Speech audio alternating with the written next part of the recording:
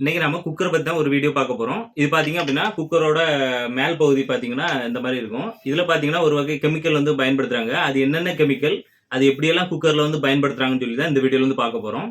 இதனால மனிதனுக்கு ஏதாவது ப்ராப்ளம் வருமா அப்படின்னு சொல்லியும் இந்த வீடியோவில் வந்து பார்க்கலாம். குக்கரில் உள்ள கெமிக்கலை பற்றி நம்ம பார்க்க முன்னாடி நம்ம சில விஷயங்களை வந்து முதல்ல வந்து பார்க்க வேண்டியிருக்குது.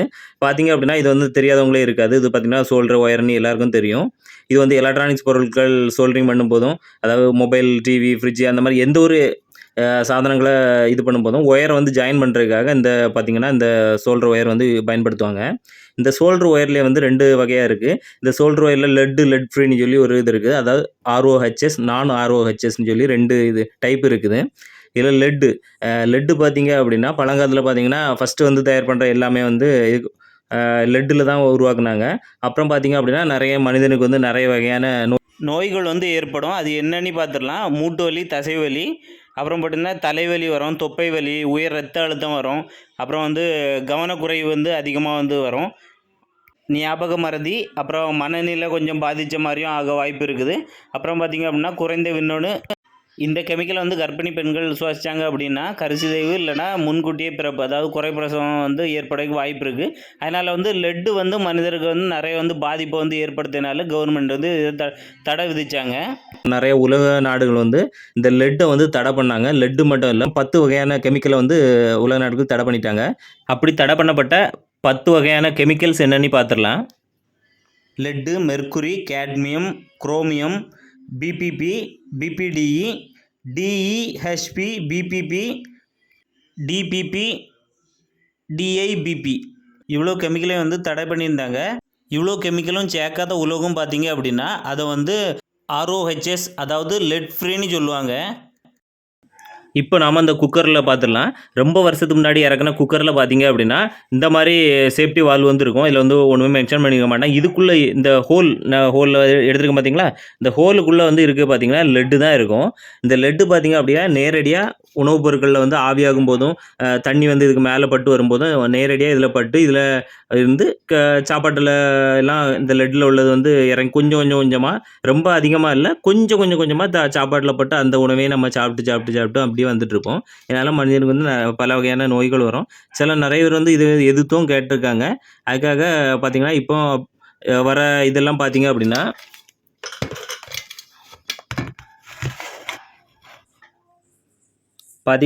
லெட் ஃப்ரீ, இந்த மாதிரி லெட் ஃப்ரீல வந்து இறக்கியிருப்பாங்க. இதுவும் அந்த 10 வகையான கெமிக்கல் சேராமல் இருக்கக்கூடியதான் லெட் ஃப்ரீ. நிறைய பேர் கேட்பீங்க, அப்போ இதுவும் கெமிக்கல் தானே அப்படின்னு. அது நான் சொல்லலை. இது வந்து 10 வகையான கெமிக்கல் மட்டும் இதில் இருக்காது, வேறு விதமான கெமிக்கல் இருக்குன்னு வச்சுருங்களேன். இது வந்து எதனால் இதை வந்து பயன்படுத்துகிறாங்க அப்படின்னா, நம்ம ஓவராக வந்து இந்த சேஃப்டி இந்த வால்வு வழியாக வந்து ஆவி வெளியே போகலை, இது வந்து அடைச்சிருச்சு, அதை வெடிக்கிற மாதிரி சூழ்நிலை வருது அப்படின்னா 180 டிகிரி செல்சியஸ் வரும்போது உருகக்கூடியது இந்த அலுமினியம் வந்து உருகாது. அதுக்கு பதிலாக உள்ளே இருக்க லெட்டு பார்த்தீங்கன்னா லெட்டு ஃப்ரீ எல்லாம் பார்த்தீங்க அப்படின்னா 180 டிகிரி செல்சியஸ் வரும்போது இது வந்து உருகி அப்படியே இது வந்து உருகுனதுனால ஏர் வந்து இது வெளியே வரதுனால இந்த இது குக்கர் வந்து வெடிக்காமல் இருக்கும். அதனால தான் இது வந்து பயன்படுத்துவாங்க. மற்ற மெட்டல்லாம் பயன்படுத்திங்க அப்படின்னா இது வந்து முதல்ல வந்து உருகாது.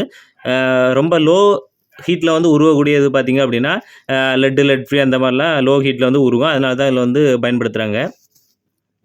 நிறைய வீட்டில் பார்த்தீங்கன்னா இந்த மாதிரி பழைய குக்கர் வந்து பயன்படுத்திட்டு இருப்பாங்க. எங்கள் வீட்லையுமே ஒரு குக்கர் வந்து பழைய குக்கர் வந்து பயன்படுத்திட்டு இருந்தாங்க. அதில் பார்த்தீங்க அப்படின்னா இந்த லெட் ஃப்ரீ வந்து இல்லை. இந்த மாதிரிப்பட்ட ப்ரெஷர் வால்வு பார்த்தீங்க அப்படின்னா நீங்கள் கலத்தி புதுசாக ஒரு லெட் ஃப்ரீயில் உள்ளது வந்து மாற்றி பயன்படுத்திடுங்க. மற்றபடி குக்கரே பயன்படுத்தாமல் ஸ்டீல் பாத்திரத்தில் வடித்து சாப்பிட்றவங்களும் நிறைய பேர் இருப்பாங்க. அவங்களுக்கு வந்து அதுவே ரொம்ப பெஸ்ட்டாக தான் இருக்கும். அப்படியே நீங்கள் குக்கர்லாம் பயன்படுத்தோம் அப்படின்னா, இதில் வந்து பழைய குக்கர் உங்கள்கிட்ட இருந்து அப்படின்னா இந்த மாதிரி லெட் ஃப்ரீன்னு ஒன்றுமே எழுதாமல் இருந்துச்சு அப்படின்னா நீங்கள் வந்து கடையில் கொடுத்து இந்த லெட் ஃப்ரீ நீங்கள் உள்ள சேஃப்டி வால்வு வந்து மாற்றிடுங்க. 10-15 ரூபா தான் வரும். சில கம்பெனிங்க பார்த்தீங்க அப்படின்னா இந்த எலக்ட்ரானிக்ஸ் பொருளில் வந்து ROHSஸை வந்து மெயின்டைன் பண்ணிகிட்டே வருவாங்க.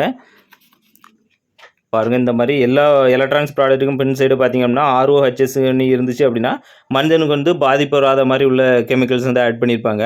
ஆனால் இந்த மாதிரி எலக்ட்ரானிக்ஸில் வந்து பொருட்கள் வாங்கும்போது ROHSன்னு இல்லை அப்படின்னா இது வந்து லெட்டு அந்த மாதிரி டைப்பில் பயன்படுத்தியிருப்பாங்க. அது வந்து மனிதனுக்கு நோய்களை ஏற்படுத்தக்கூடிய கெமிக்கல் வந்து ஆட் பண்ணியிருக்கு அந்த மாதிரி அர்த்தம்.